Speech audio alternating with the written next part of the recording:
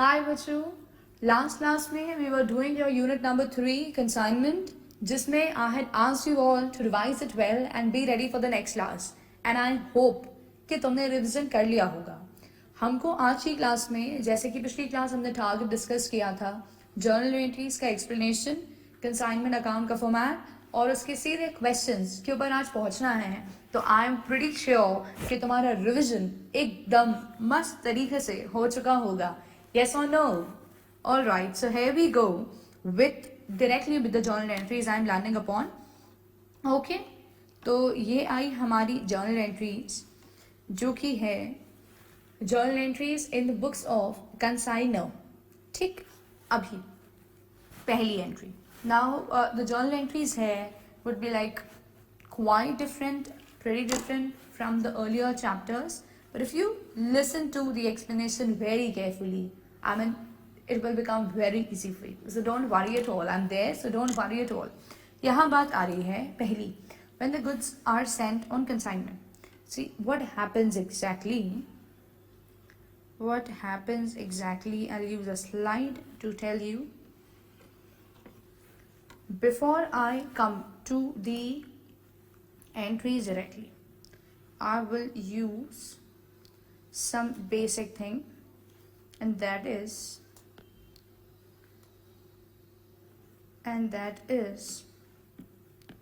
one thing you have to understand. Consignment account that we will be preparing is just like your trading account. So here's a good news. It's not going to be something very new or tough. It's going to be like your trading account. Preparation of trading account is what you have already studied in the chapter final accounts, right? So it's going to be similar to trading account. Okay, ma'am. Then, like, ma'am, how it's similar? It is similar in the way that when you prepare your trading account, you put all your expenses on the debit side, isn't it? And when there is some income, it is placed on the credit side. If there is some closing stock, so it is placed on the credit side. So your consignment account is somewhere or the other kind of replica of trading account only, with the difference, listen, with the difference, when we are preparing or a business is preparing trading account, then what happens is कि ये जो trading account है, this is going to record all trading transactions, of course, all trading transactions done by business itself. What, ma'am? Yes, they do.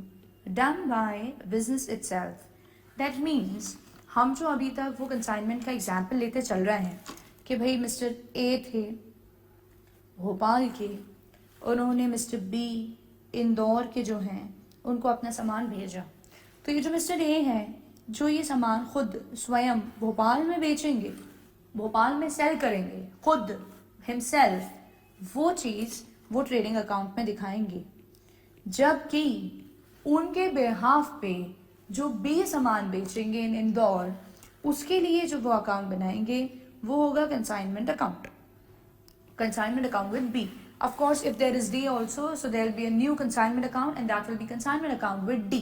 तो क्या समझ में आना चाहिए आपको कि जो ट्रेडिंग अकाउंट है that is going to actually record जो A खुद से ट्रेडिंग एक्टिविटीज कैरी आउट कर रहा है, जबकि ऑन हिज बिहाफ जो B कर रहे हैं उसके लिए जो अकाउंट बनेगा that will be consignment account. And अगर D भी कर रहे हैं तो उसके लिए एक और क्या बनेगा, consignment account.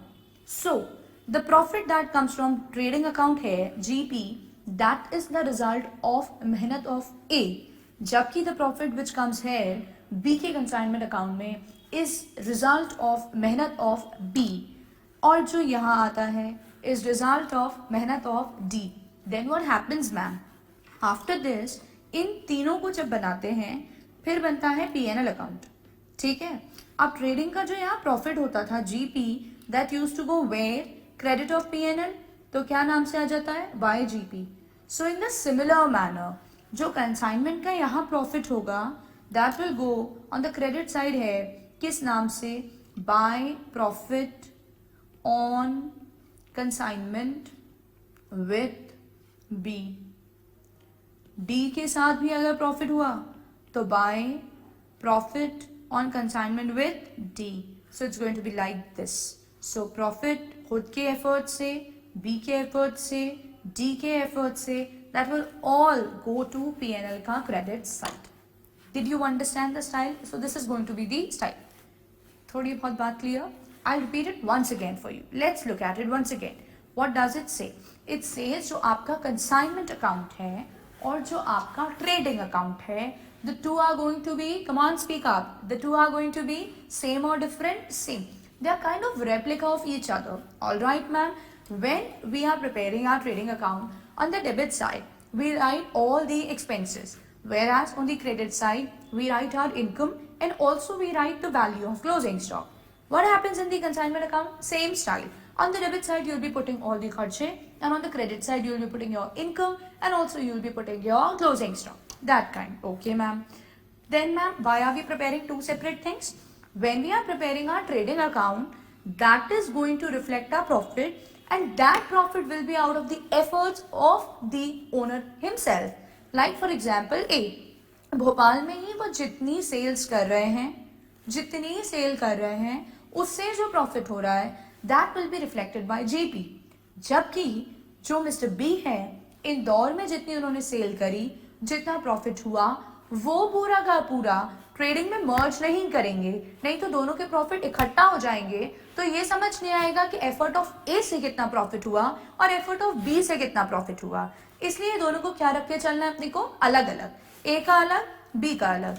ए के लिए क्या बन रहा है, ट्रेडिंग अकाउंट, तो जीपी क्या बता रहा है, out of the efforts of A himself कितना प्रॉफिट होके चल रहा है। जबकि जब आप कंसाइनमेंट अकाउंट बना रहे हैं तो उससे क्या समझ आ रहा है, out of the efforts of B कितना प्रॉफिट हो रहा है। If you prepare consignment account with D, तो out of the efforts of D कितना प्रॉफिट हो रहा है। समझ में आई बात? And then all these profits are commonly taken to P&L का क्रेडिट साइड, P&L का क्रेडिट साइड, P&L का क्रेडिट साइड। बात समझ में आई क्या? I think yes, it has gone in your brain there. चलिए साहब, इतनी बात होने के बाद सुनेंगे आप बात को और ध्यान से। अभी हम एंट्रीज में आ रहे हैं, पहले मैं आपकी एक ब्रॉडली माइंड मैपिंग करवा रही हूँ। और बात सुनिए जी मैम, सुनाइए। बात ऐसी है, कहाँ गए भाई आप? बात कुछ ऐसी है, अर्ज किया है जी मैम, अर्ज ये है, अर्ज ये किया है कि ये जो आपका ट्रेडिंग अकाउंट है, ट्रेडिंग है, ये क्या है, ट्रेडिंग, ट्रेडिंग अकाउंट। देखिए साहब, यहाँ पे था टू ओपनिंग स्टॉक जी मैम, था साल के स्टार्टिंग में इतना सामान हमारे पास रखा था। फिर था यहाँ टू परचेजेस जी मैम। अब बच्चों, ये पार्ट और ये पार्ट मिलके पता है क्या बता रहे हैं, ये दोनों मिलके बता रहे हैं जो हमारे यहाँ टोटल, ये थोड़ा छोटा करूँ, जो हमारे यहाँ टोटल स्टॉक है, जो पहले से था और जो और खरीदा। अब इस टोटल स्टॉक में से ही क्या होगा, कुछ सामान तुम कंसाइनमेंट के लिए भेज दोगे, तो जो सामान तुम कंसाइनमेंट के लिए भेज दे रहे हो, इस टोटल स्टॉक में से ओपनिंग और परचेज मिलाकर जो टोटल स्टॉक, ऐसे मानो ये मेरा गोडाउन है, ओपनिंग ये रखा है, जो परचेज किया वो और ये रखा है, इसमें से मैंने कुछ सामान उठाया और बी को भेज दिया इंदौर, डी को भेज दिया दिल्ली, तो इसी सामान में से गया ना, तो ये सामान कम हो गया ना। तो what I will be doing is, on the credit side of trading account I write by goods sent on consignment. So understand yourself, when I will write it on the credit side, this is going to give a minus effect. So ma'am, why do we need to minus? Think yourself. Saman was there with you. Now it is no more with you. It has gone to consignee over there. So you should reduce the quantity now. So in order to give a minus effect, we write it on the credit side over there. Debit में ये दोनों दिख रहे थे, इतना सामान credit में दिखा, तो इसका मतलब ऑटोमेटिकली किसका इफेक्ट आ गया, माइनस का इफेक्ट। तो ये एक काम करते हैं। और क्या मैम, सुनिएगा, सुनते चलिएगा। और ये किया जाता है कि ये बना रही हूँ मैं अब आपके लिए कंसाइनमेंट। आप लिखेंगे कुछ नहीं, आप सिर्फ सुनते चलेंगे। ये मैं बना रही हूँ आपके लिए कंसाइनमेंट अकाउंट। तो अब मैं यहाँ लिखूँगी to goods sent on consignment. Ma'am यहाँ क्यों लिख रहा है? क्योंकि कंसाइनमेंट अकाउंट मैंने आपसे कहा था it is a replica of trading account. सारे ही खर्चे डेबिट में लिखते हैं। तो जितना सामान हमने कंसाइनमेंट के लिए भेज दिया, जितना सामान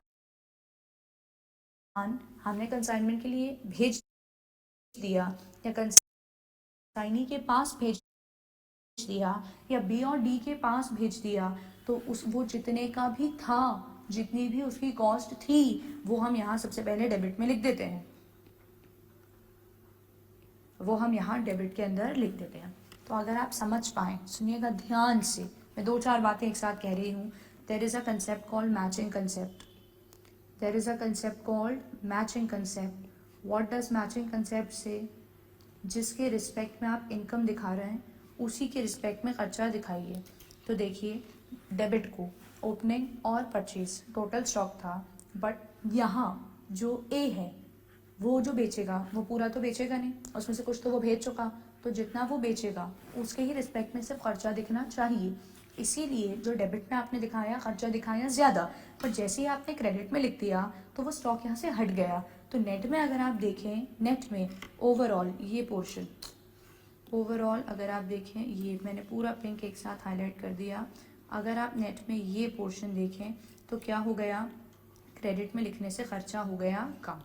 खर्चा कम क्यों कर दिया? क्योंकि जब यहाँ ट्रेडिंग में सेल्स दिखाएंगे तो सारे यूनिट की तो सेल्स यहाँ दिखेगी नहीं, यहाँ कम यूनिट्स की सेल दिखेगी। तो जितने यूनिट्स की यहाँ सेल दिख रही है उतने ही यूनिट्स का है यहाँ खर्चा दिखना चाहिए। तो डेबिट में हमने खर्चा पूरे यूनिट्स का रिकॉर्ड किया था। मैं सिर्फ यहाँ एक नंबर दे देती हूँ। सपोजिंग 10 यूनिट थे ओपनिंग स्टॉक में, 90 यूनिट और परचेज किए, जिसमें से 40 यूनिट्स कंसाइनमेंट में भेज दिए।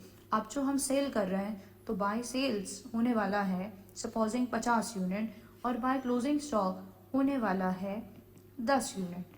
तो अगर मैं क्रेडिट में 40 लिख रही हूँ तो अल्टीमेटली मैंने करा क्या, मैंने जो पिंक पार्ट मार्क किया है 10 यूनिट्स पहले से थे, 90 और ऐड हुए तो हो गए 100 यूनिट। और जैसे ही मैंने क्रेडिट में 40 कर दिए तो 100 में से 40 क्रेडिट कर दिए, मतलब मैंने यहाँ से हटा ही दिया उनका खर्चा। तो मैंने नेट कितने का, पिंक पार्ट देखो कितने का खर्चा दिखाया है, तो मैंने 60 यूनिट्स का खर्चा दिखाया। और क्रेडिट में जब मैंने सेल दिखाई तो मैंने 50 यूनिट्स की दिखाई और क्लोजिंग स्टॉक कितने का दिखा दिया, 10 यूनिट्स का। तो बात क्या हो गई अपनी, टैली। बात क्या हो गई अपनी, टैली। मतलब भोपाल का जो व्यापारी था, the consignor, the A, Mr A, उनके पास कितने यूनिट्स थे, 60, because he had sent 40, so he's going to show expense on 60, he showed income on 50, and then balance जो बचा है उसको 10 closing stock दिखा दिया, तो it's tallying. And when I go to consignment, so he is going to deal with how many units, 40 units, so we need to show खर्चा of 40 units over here. We need to show खर्चा of 40 units over here. अच्छा ma'am ऐसा? Yes, बिल्कुल ऐसा।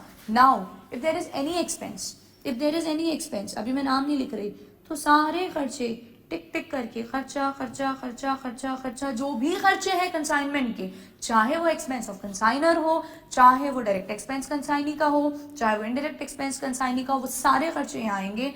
और फिर जो यहाँ है बाय, जितना का सामान सेल हुआ वो यहाँ आ जाएगा और जो तुम्हारा स्टॉक बचा वो यहाँ आ जाएगा।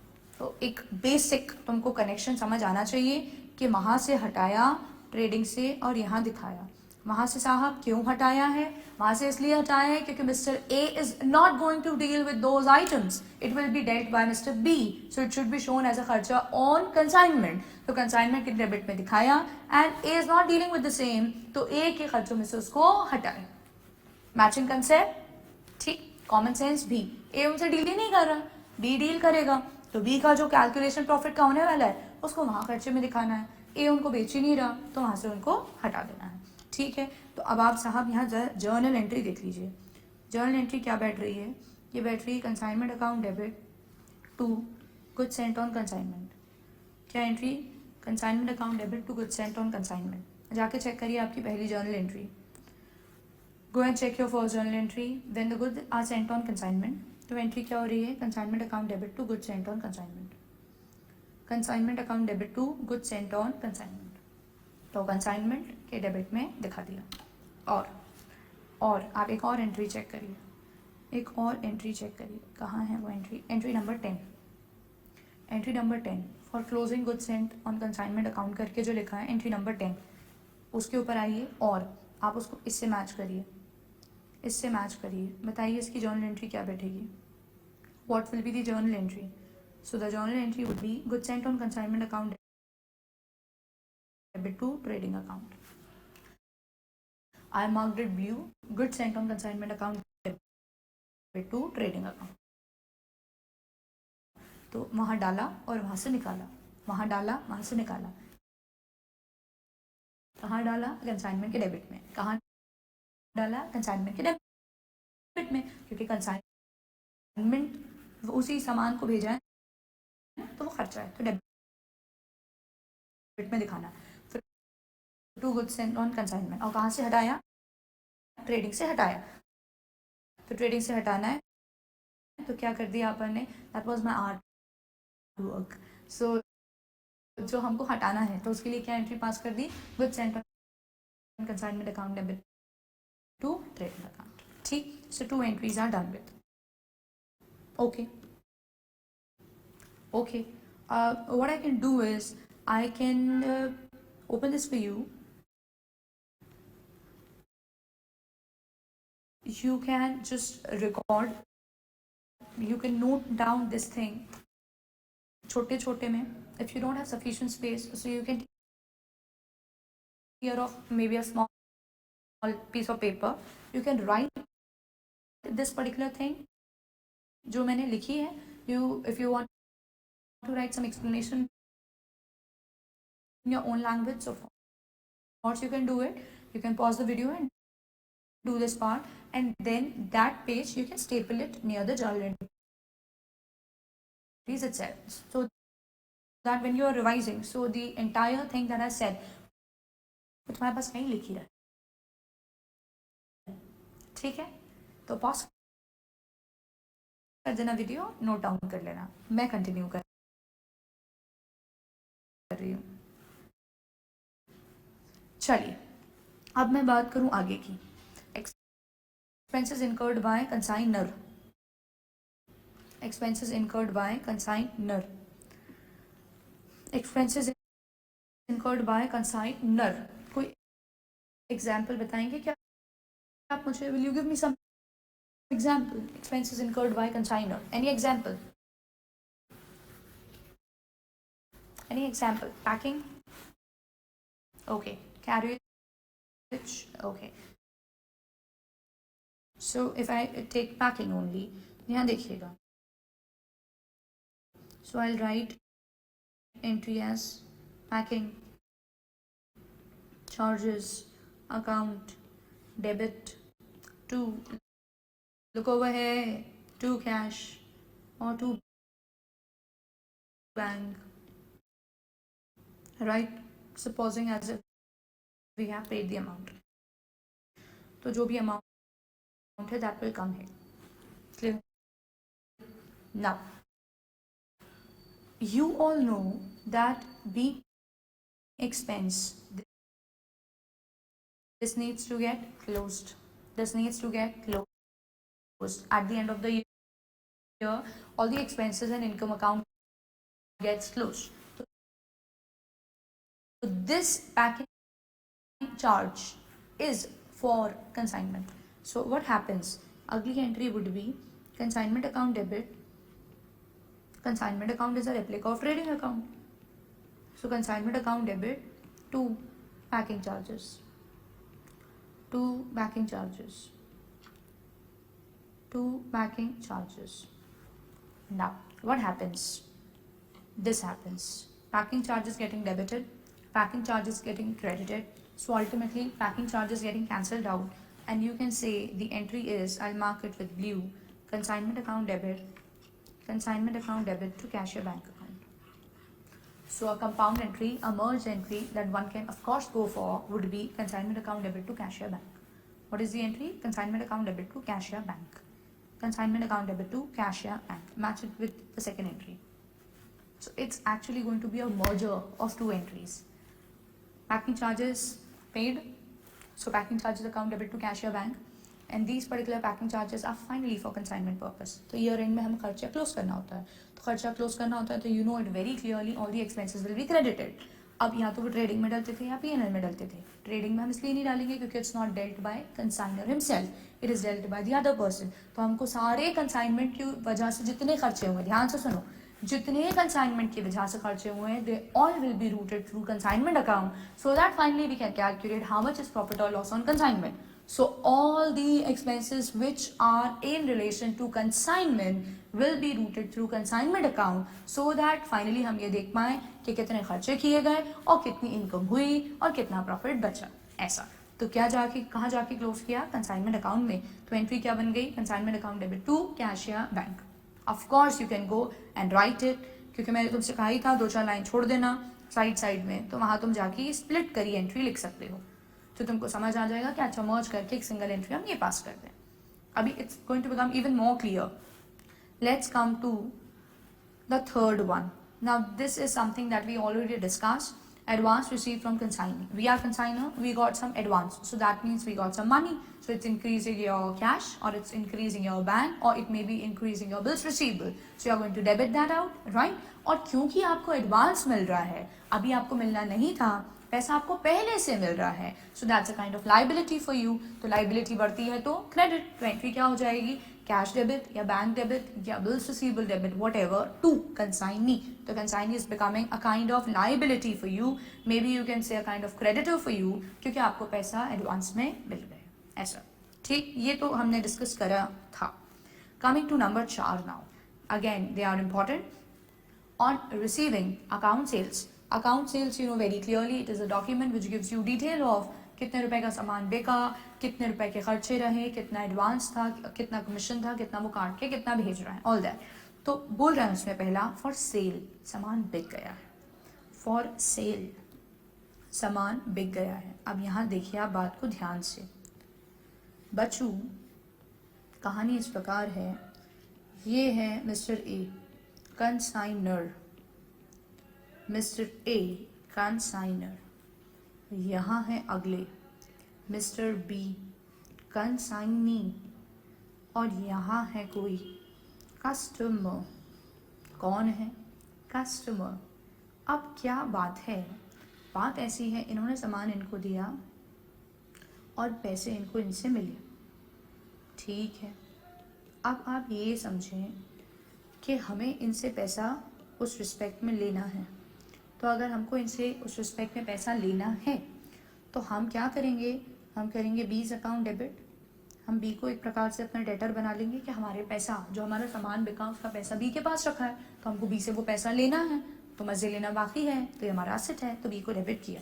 तो बीज अकाउंट डेबिट, सामान बिक गया है तो सेल हो गई, हमारी इनकम है. अल्टीमेटली हमने पढ़ी है ये बात, all the incomes are of consigner, all the expenses are of consigner, all the losses are of consigner, so it is his now. तो टू सेल्स, तो टू सेल्स अकाउंट. अब आप जानते हैं सेल इनकम अकाउंट होता है, income account को क्या करना पड़ता है? क्लोज.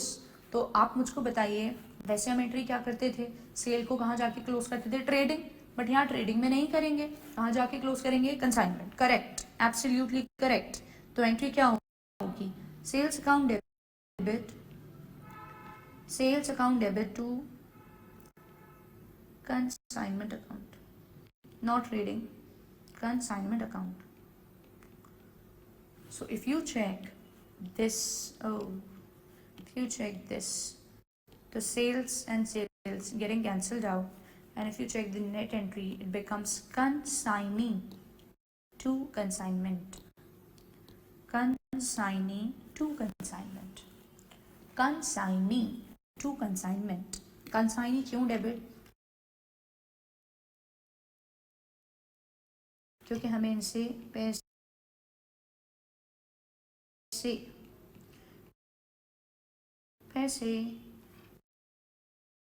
लेने हैं, पैसे लेने हैं. टू कंसाइनमेंट क्यों? अल्टीमेटली वहाँ जाके क्लोज हो रहा है, और वहाँ के कहाँ तक जाएगा, क्रेडिट में।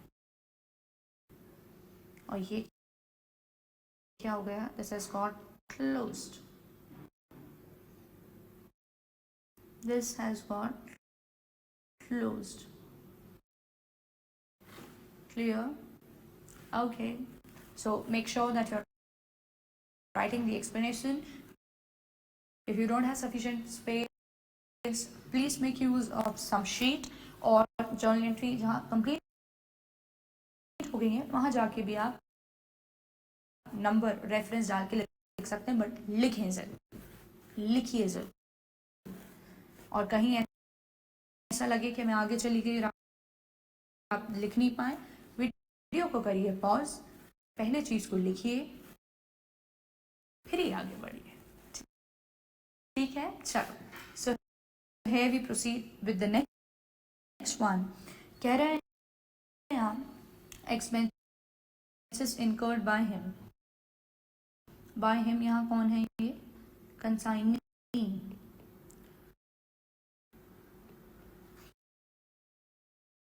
Consignee, consignee